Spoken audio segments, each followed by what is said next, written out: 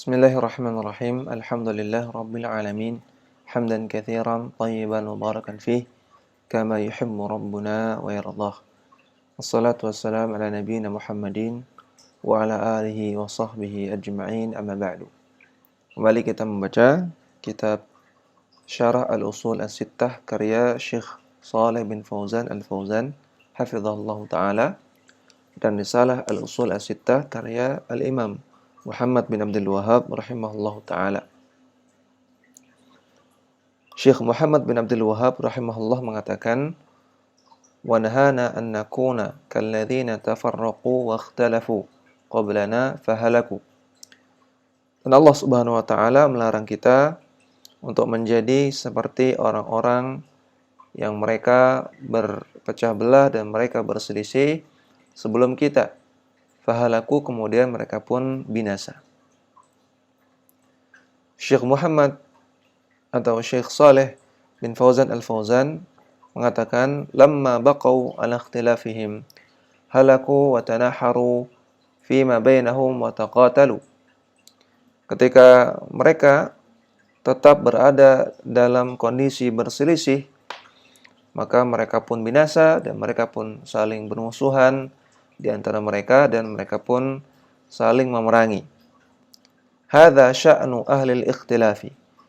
Inilah keadaan orang-orang yang berselisih. Amma sya'nu ahli al-ijtima'i fahuwa al-quwwatu wa zawalul hiqdi min qulubihim. Adapun orang-orang yang mengajak kepada persatuan, keadaan mereka fahuwal quwwatu adalah berada di dalam kekuatan, wa zawalul hiqdi, dan hilangnya kebencian dari hati mereka.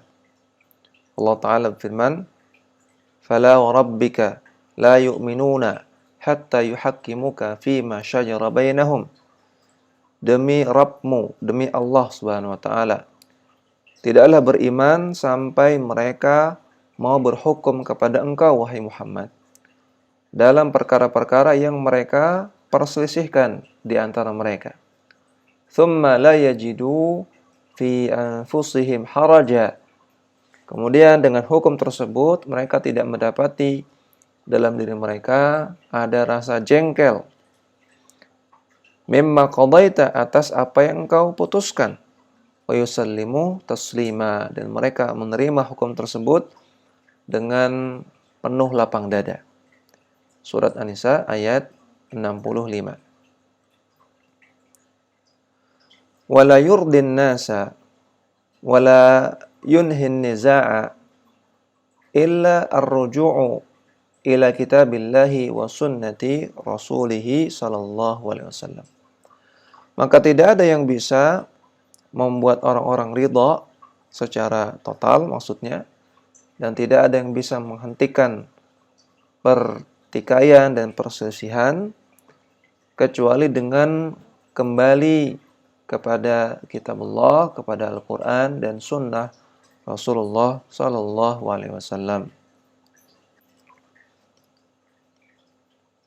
Kemudian Syekh Muhammad bin Abdul Wahhab mengatakan, wa dzakara annahu amara al-muslimina bil ijtima'i fid dini wa nahahum 'anit tafarruqi fihi.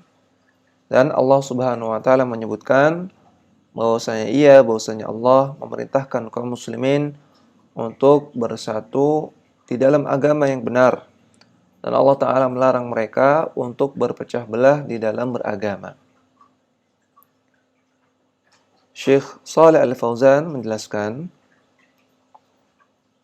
yang dimaksud Allah Ta'ala perintahkan untuk bersatu dan melarang untuk berpecah belah, beliau sebutkan ayatnya. Qala ta'ala, Allah Ta'ala berfirman, syara'a lakum minad dini ma wassa bihi Nuha walladzina auhayna ilaik. Telah disyariatkan kepada kalian berupa agama, dan agama ini telah diwasiatkan kepada Nabi Nuh, dan telah kami wahyukan juga kepada engkau, wahai Muhammad. Wa ma wassayna bihi Ibrahim wa Musa wa Isa. Dan agama tersebut juga telah kami wasiatkan kepada Nabi Ibrahim, Nabi Musa, dan Nabi Isa. Apa inti dari agama tersebut? Yaitu an aqimud dina wa la tatafarraqu fihi. Yaitu agar mereka dan kalian menegakkan agama yang benar dan tidak boleh berpecah belah di dalamnya. Surat Asy-Syura ayat ke-13. Ay la yasiru kullu wahidin lahu dinun. Maksudnya jangan sampai menjadi setiap orang itu memiliki agama sendiri. Li'anna ad-dina wahidun laysa fihi tafarruqun. Karena agama dari Allah Subhanahu wa taala itu satu dan tidak ada pecah-pecahan, tidak ada kelompok-kelompokan dari agama Allah Subhanahu wa taala. Maka di sini Syekh Shalih Fauzan menjelaskan yang dimaksud dengan bersatu di dalam agama adalah kembali kepada agama yang satu. Kembali kepada agama yang murni yang dibawa oleh Rasulullah SAW. Itulah bersatu.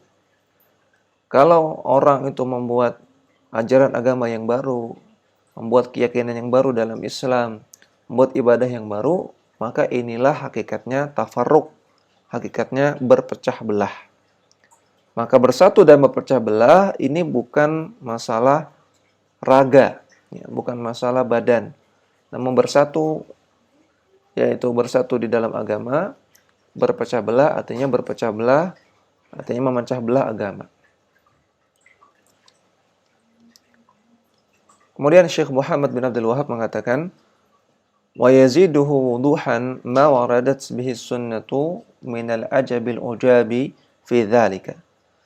Dan bertambah jelas lagi apa yang terdapat di dalam sunnah Nabi, itu terdapat dalam hadis yang membuat perkara ini min ajabil ujab, termasuk perkara yang mengherankan. Fi dzalika, dalam masalah tersebut, itu masalah ijtima' dan tafarruq.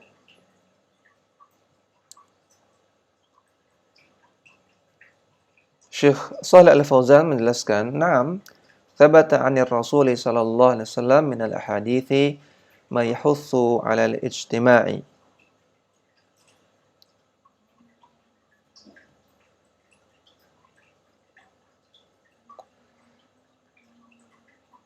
Benar, terdapat dalam hadis-hadis Rasulullah SAW yang sangat banyak yang memotivasi untuk ijtima', untuk bersatu, wa yanha 'anit tafarruqi wal ikhtilafi, dan melarang kita untuk berpecah belah dan berselisih.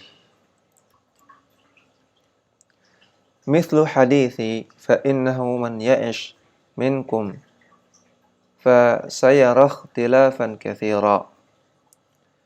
Contohnya hadis Nabi bersabda, sesungguhnya orang yang hidup di antara kalian sepeninggal Rasulullah, maka dia akan melihat perselisihan yang banyak. Fa'alaikum bisunnati. Maka wajib bagi kalian untuk berpegang teguh kepada sunnahku, sunnah Nabi. Artinya tuntunan Nabi sallallahu alaihi wasallam. Sunnah di sini artinya tuntunan Nabi sallallahu alaihi wasallam. Wa sunnatul khulafa'ir rasyidin, dan juga tuntunan dari al-khulafa'ur rasyidin. Al-haditha, sebagaimana disebutkan dalam sebuah hadis. Kemudian Syekh Muhammad bin Abdul Wahhab mengatakan, "Thumma shara al-amru ila anna al-iftiraqa fi usul ad-din wa furu'ihi huwa al-ilmu wal fiqhu fi ad-din." Kemudian jadilah yang terjadi adalah perpecahan, tafarruq, iftiraq di dalam masalah usuluddin maksudnya masalah akidah. Wa furu'ihi, dan masalah furu'. Masalah furu' artinya masalah fikih. Perpecahan dalam masalah akidah dan masalah fikih justru disebut sebagai ilmu dan fikih dalam beragama. Bagaimana maksudnya? Kita lihat penjelasan Syekh Shalih Al-Fauzan. Beliau mengatakan, saral amru ma'al asafi 'indal mutaakhirin. Jadilah perkaranya yang ini ma'al asafi sangat disayangkan terjadi pada orang-orang mutaakhirin, orang-orang belakangan, orang-orang zaman sekarang. Anal ikhtilafa fil usuli wal furu'i wal fiqhu. Perselisihan dalam masalah akidah dan dalam masalah fikih justru dianggap itulah fikih yang mapan. Jadi maksudnya ketika ada orang yang mengajak untuk berselisih, sudahlah biarkan kita kembali pada opini masing-masing, biarkan kita kembali kepada madhab masing-masing, kembali kepada ulama masing-masing. Seperti ini dianggap orang yang fikihnya mapan. Orang yang dianggap faqih, orang yang dianggap ilmu fikihnya tinggi, ilmunya tinggi. Padahal ma'annal wajiba al-aqsu. Padahal yang wajib adalah sebaliknya. Annal ijtima'a huwal fiqhu fi dinillahi. Bahwasanya bersatu, ajakan untuk bersatu kembali kepada Al-Qur'an dan As-Sunnah, itulah fikih dalam agama Allah yang sebenarnya. Justru orang yang fikihnya mapan, orang yang ilmunya mapan adalah orang yang mengajak kepada ar-ruju' ila kitabillah wa sunnatir rasul. Kembali kepada Al-Quran dan Sunnah. Itulah orang yang ilmunya mapan. Hum yaquluna, mereka mengatakan, inna tafarruqa wa i'ta'al hurriyati linnasi wa adamal hajri alaihim hadha huwal fiqhu. Orang-orang mutakhirin, sebagian orang-orang mutakhirin mereka mengatakan, berpecah belah, berselisih, masing-masing memiliki pendapat masing-masing dan memberikan kebebasan berpendapat kepada orang-orang dan tidak melakukan hajar, tidak menghentikan mereka. Inilah fikih, kata mereka. Ya, bahwasanya orang yang mengajak untuk berbeda, mengajak untuk kembali kepada pendapat masing-masing, mazhab masing-masing, ya, opini masing-masing, ini dianggap orang yang fikihnya mapan, orang ilmunya tinggi, orang yang bijaksana, ya, orang yang adem, ya, orang yang hikmah dan sebutan-sebutan lainnya. Wa nahnu naqulu, namun kita katakan al-fiqhu huwa al-ijtima'u ala kitabillahi wa sunnati rasulih sallallahu alaihi wasallam. Fikih itu, fikih yang benar adalah pemahaman yang benar. Ya, fikih di sini maksudnya pemahaman. Ya, dari tadi kita menyebutkan kata fikih, maksudnya adalah pemahaman. Pemahaman yang benar adalah ajakan untuk bersatu kepada kitabullah, kepada Al-Quran dan sunnah Rasulnya sallallahu alaihi wasallam. Ba'duhum yaqulu, sebagian mereka juga mengatakan, hadza min sa'atil islami annahu idza harrama alaina ahadun syai'an najidu man yufti bihillihi. Mereka mengatakan ini merupakan bentuk keluasan Islam, kelonggaran Islam. Bahwasanya kalau ada orang yang mengharamkan untuk kita, mengharamkan sesuatu untuk kita, maka kita akan mendapati ada orang lain yang memfatwakan halalnya. Jadi mereka mengatakan, kalau ada yang mengharamkan, tenang saja, ada fatwa yang menghalalkan. Kalau ada fatwa yang menghalalkan, tenang saja, ada fatwa yang mengharamkan. Ini kata mereka. Ittakhadun nasa humul musyarri'ina. Mereka menjadikan manusia sebagai pembuat syariat. Fa'ala ra'i ha'ula'i idza qala fulanun. Maka menurut pemikiran mereka, menurut konsep berpikir mereka, kalau ada fulan mengatakan hadza halalun, ini halal, shara halalan lana, maka itu pun menjadi halal. Walau kana haraman fi kitabillahi aw sunnati rasulih, walaupun sebenarnya itu haram di dalam Al-Qur'an atau di dalam sunnah Rasulnya. Fanaqulu, maka kita katakan, narji'u ila kitabillahi. Marilah kita kembali kepada kitabullah. Faman syahida lahu bil haqqi akhadna bihi. Maka barang siapa yang telah menunjukkan bukti kebenarannya, menunjukkan dalilnya, maka kita akan ambil pendapat tersebut. Waman syahida alaihi bil khata'i taraknahu. Namun barang siapa yang telah terbukti oleh dalil kesalahannya, dia terbukti dia keliru berdasarkan dalil, maka taraknahu, kita tinggalkan. Hadza huwal wajibu, itulah yang wajib bagi kita. Demikian yang bisa kita baca. Wassallallahu ala nabiyina Muhammadin wa ala alihi wa sahbihi wasallam.